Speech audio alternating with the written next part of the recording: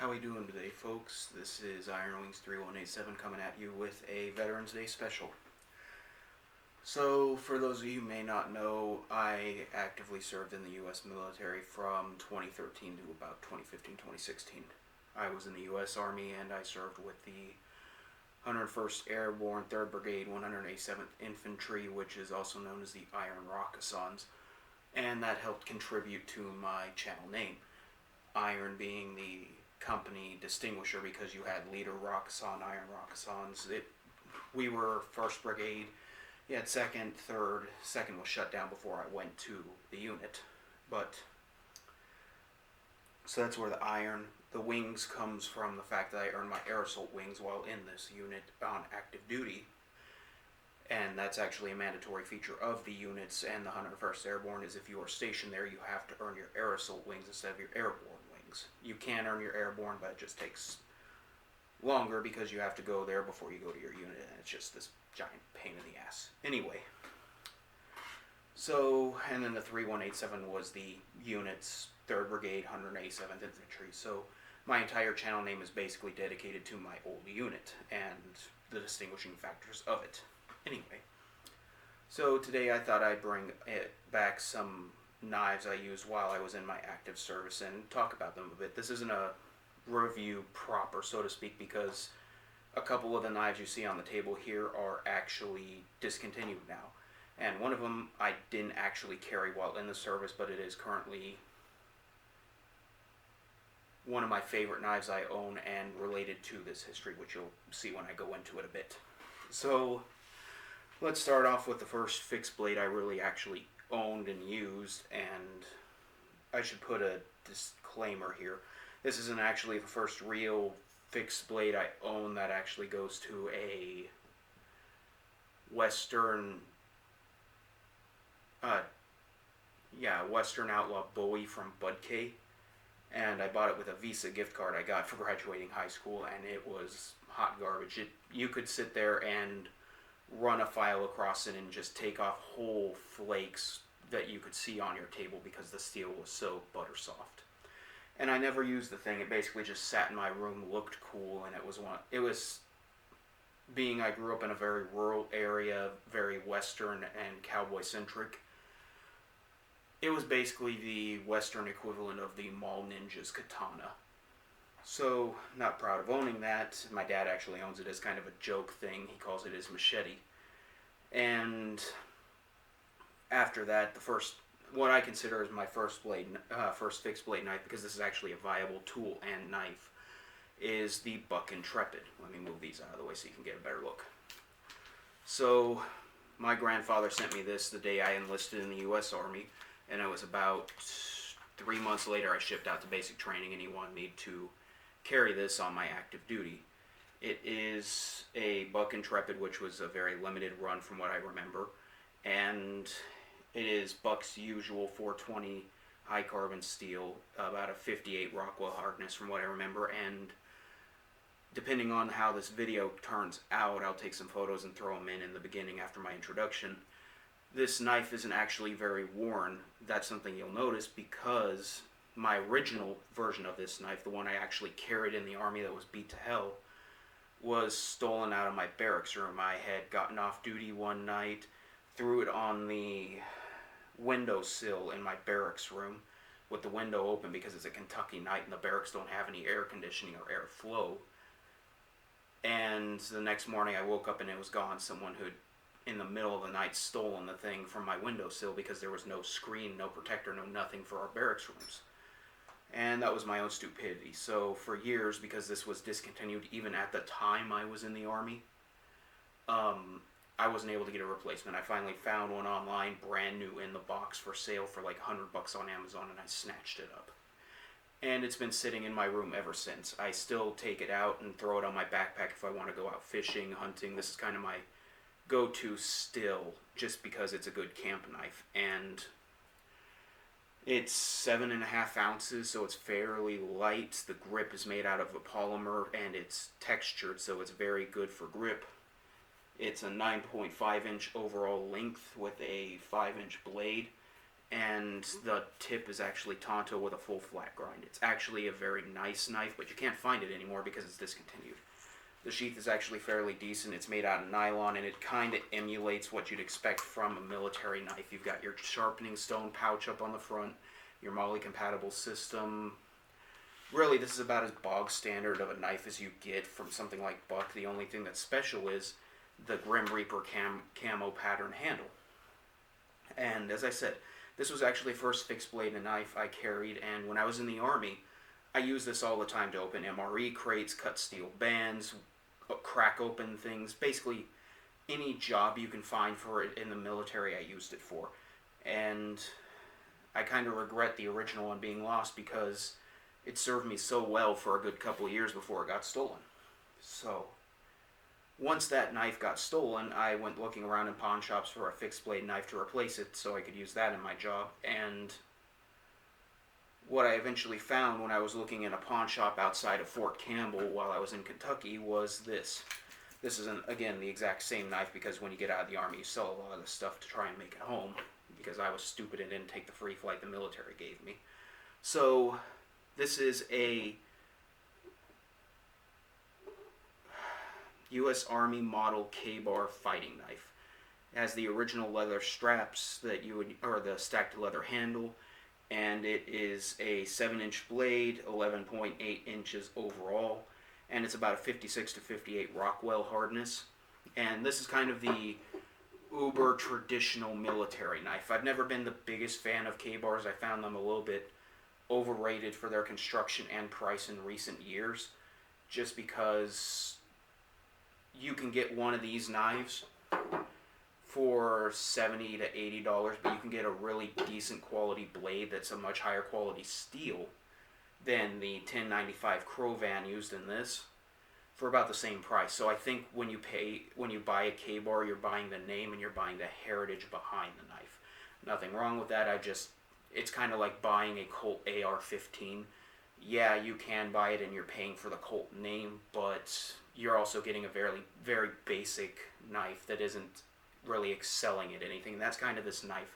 This knife is basically the Colt AR-15 of the knife world, to me, anyway. And I'm sure there's going to be a lot of service members or hate down in the comments for my views on this, but even so, I still love it. The reason I picked this up originally is because I was in a pawn shop, like I said, outside of Fort Campbell, looking through their knife bin, and in the bottom of it was a U.S. Army K-bar leather scabbard. And I asked, do you have the knife that goes along with this? Because the scabbard itself was $5. They went searching in the back room, and it turned out it had fallen out of the sheath because it was unbuttoned and was under a table somewhere.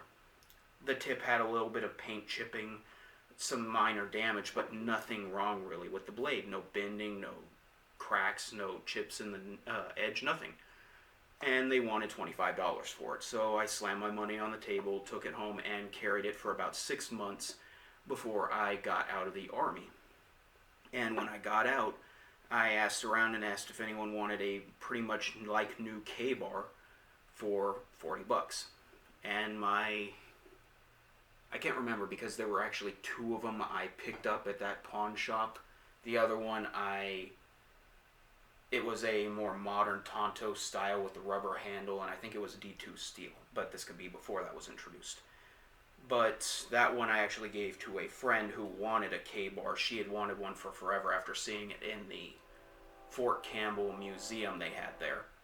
And this one I actually either sold to my friend who was across the row from me, across the hall, or my company commander. I can't actually remember which. But I wanted to replace it for years just because it is, like I said, you're paying for a name, but at the same time, it's a piece of history to me, my time in the U.S. Army, because I carried this, used it, it served me well, never any damage done to it, so it sits here in my collection. I actually paid about $100 for this on Midway USA because I wanted that U.S. Army stamped sheath, like the one I had while I was in the Army. So that's the second knife I used, and it's probably the shortest one I used while I was in the armed forces, just because between the Buck Intrepid and a bunch of pocket knives I had, I was a shameless mall ninja when I was in the Army. Like, in every dumb private in the U.S. Army has at least one thing they buy, and they shouldn't. Some guys buy guns, some guys buy junker vehicles hoping to repair them and make a quick buck. Other guys just buy random crap like video game consoles or comic books, and they have stashes of the crap in their barracks room hidden away. I bought knives, and I bought a ton of mall ninja knives. M-Tech, Zombie Hunter, Zombie Slayers, unmarked, made in China brands. God. In my entire time in the Army, I must have wasted close to $10,000 on these crappy made in China pocket knives from the mall, from the PX. You know, retrospect, hindsight is 2020, so... But, yeah, I was just shameless. So, between all those, the couple of pocket knives I brought with me that I had before the Army, like that Case Muskrat I had done a story time with Iron Wings on before. I didn't actually carry the K-bar all that much because between the Intrepid and finding this in a pawn shop, I just carried pocket knives every day for, I want to say, close to 6 months. And then finally, this is the most recent knife I want to say to my collection, and I never carried this in my time in the Army. It's too new. It only came out a few years ago. I've been separated for about 5-6 years now, and this is the Crkt Rockasan. And it is designed and created by Austin McGlaughlin for the Forged in War series. And the reason I bought it, and I wanted it for the longest time, is it is actually named after my unit, the Iron Rockasans. Austin served in the unit a few years before I did. I served in the same unit, and there's a whole other video discussing this coincidence I had with him with a clever girl. It's my first story time with Iron Wings video. And when I first found that clever girl, I didn't really have a lot of disposable income. I worked in a college cafeteria. I had some VA benefits I was collecting, but between rent, bills, I didn't have a whole lot of disposable income for knives. And when I saw he made a knife designed and called the Rockasan, I wanted it, but I couldn't get it because I just didn't have that much money. And by the time I got into my current career, where now, because I have no kids, I have a girlfriend who has stepkids, but separate, whatever. I have a good amount of disposable income, and I was actually able to finally buy one, only to find out the Crkt has been discontinued, the Rockasan here. So I asked Austin, do you have any in back order, some in stock that you haven't sold off yet? And he said, no, but you can join the Crkt Underground and ask them, and I'm sure someone will be willing to sell you one there for the cheap. So I go on there, post my story that was exactly what I said in my first story time with Iron Wings video, and lo and behold, within 20 minutes, this thing was in the mail after I paid for it on PayPal. I bought it for $125, which is about $10 over retail, just because it had been discontinued. And I think that's fairly reasonable because you can't buy them on the primary market anymore. Any one of these you buy now is going to be secondary. It won't be used, but it'll be already purchased by someone else, and you'll be going basically through an intermediary. The unfortunate part about that is the fact that the Forged in War donation to the Green Beret Foundation doesn't really take effect when you buy it like that, but I still made the donation just for Austin's sake anyway, because 10% of this purchase would have been like $1.25 or $12.50, something like that. I just donated 20 to them and called it a day. So a bit about this knife. It's made out of SK5 steel. I had a hard time tracking down what Rockwell hardness the blade is. From what I can see, it's about a 65 HRC capable steel, but I think I read somewhere Austin only had them harden it up to like 56 to 58 HRC, so it's easily maintainable. It's 4.89 inch blade, 10.5 inches overall, and it weighs about 9.2 ounces. It is a fairly compact, comfortable blade, and this recurve in it. Sorry about that, folks. Unfortunately, during the middle of editing this video, I discovered my camera had crapped out on me and I didn't record the last 5-10 minutes of this discussion. So, what you'll notice, let me move these out of the way real quick, is that the Rockasan here with Austin's designs, he always tries and gives you the best of both worlds. I want you to be able to both poke and slice with his knives. You'll see this as a pattern with both his Clever Girl, the Dewhawk, even his new Kukri, which he just announced on his Facebook group page. So, out of these three knives, which one would I recommend you buy the most? Now, that's a bit of a complex question that I just posed myself. On one hand, I absolutely love the Buck Intrepid. I think it's absolutely fantastic, and it is one of my favorite fixed blade knives. But could I recommend you buy it with it only being 420 high carbon steel and from Buck? For context, the Buck 119 costs about half of what this does new, and it has the same steel quality. So I think this is kind of the one I can recommend you buy the least, just because being discontinued, the price is vastly inflated for the value you actually get out of that knife. I've already gone over my issues with the K-bar. I think that for the price they demand, the steel quality is kind of not all there. I think it's overrated, and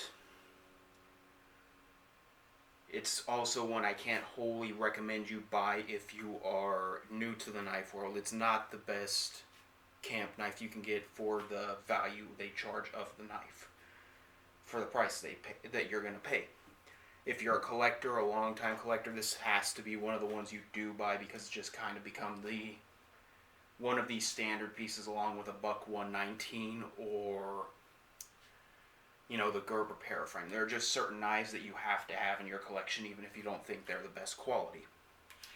Kind of just serves to round out the collection. So that basically leaves you with the Crkt Rockasan. And I really do think this is just about the best value knife you're going to get out of these three. The blade quality is decent. It comes razor sharp. The steel quality is good. The price isn't ridiculous depending on how you get it or where you get it.